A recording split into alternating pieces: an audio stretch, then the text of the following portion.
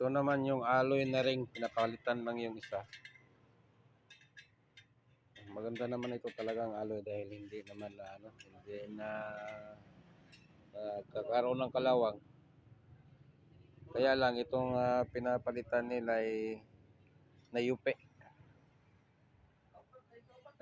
Pag na-flat na yung na-flat yung gulong at ituloy-tuloy niyo running flat. Pag tumama sa bato nayupi yung ring, no? Kaya pinapalitan na lang ng bago. Kaya pag na-flat yung motor niyo, huwag niyo namang i-running flat para hindi masira yung hindi masira yung ring.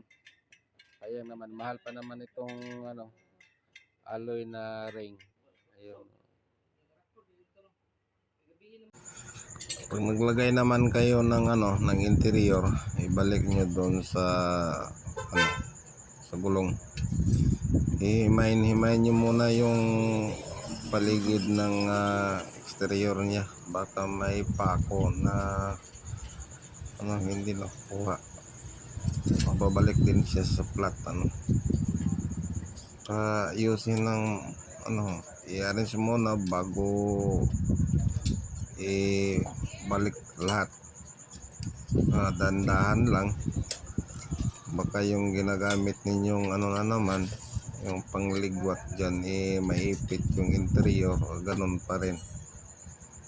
So sa bawat trabaho kailangan talaga ng mag-iingat, iingatan para hindi pa balik-balik yung trabaho.